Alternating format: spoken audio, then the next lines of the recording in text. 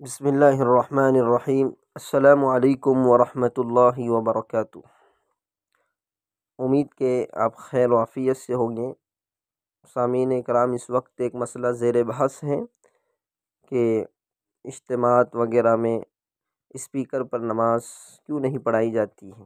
چنانچہ تلاش بسیار کے بعد ایک مسئلہ جامعہ اسلامیہ بن نوری ٹاؤن کے آن لائن دارالافتاء سے آج جس نے تلاش کیا، اسی کو آپ کے سامنے پیش کیے دیتا ہوں۔ سوال یہ تھا کہ تبلیغی مراکز میں اذان و اقامت تو اسپیکر میں ہوتی ہے، مگر نماز کیوں نہیں؟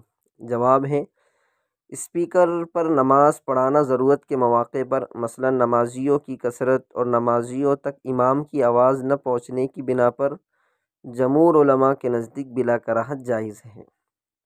اسپیکر کی ایجاد کے ابتدائی دور میں اہل علم کی آراء نماز میں اس کے استعمال کے حوالے سے مختلف تھی کہ آیا اس کی آواز کی بنیاد پر مقتدی کی نماز درست ہوگی یا نہیں، اور اس اختلاف کا منشا یہ تھا کہ خود سائنسدانوں کا اس نقطے پر اختلاف تھا کہ آیا اسپیکر سے سنائی دینے والی آواز قائل کی اصل آواز ہی ہے یا اس کی صدائے بازگشت۔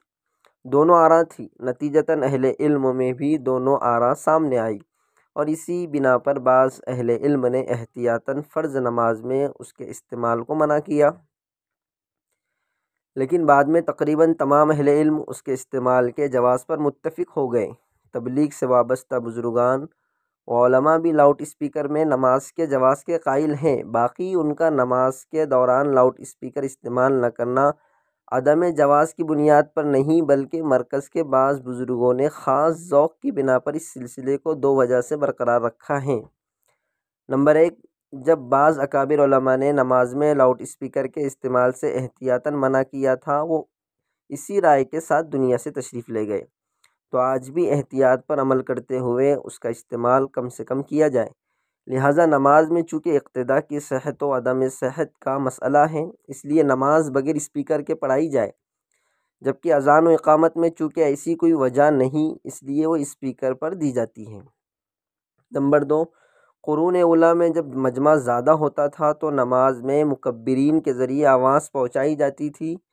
نماز جیسی عظیم عبادت کی ادائیگی کی ایک مثالی صورت جو قرون اولیٰ میں مکبرین کا نظم قائم کر کے اختیار کی گئی، اس ترقی یافتہ دور میں قرون اولیٰ کی اس سنت کا احیاء اور نئی نسل کو سادہ انداز میں نماز کے ان احکامات کا عملی صورت میں مشاہدہ کروا کر علم منتقل کرنا اس کا ایک مقصد ہے۔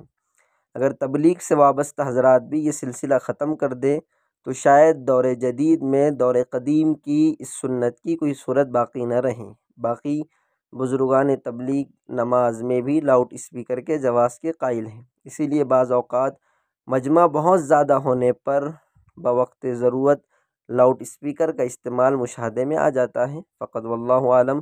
امید کہ مسئلہ واضح ہو چکا ہے۔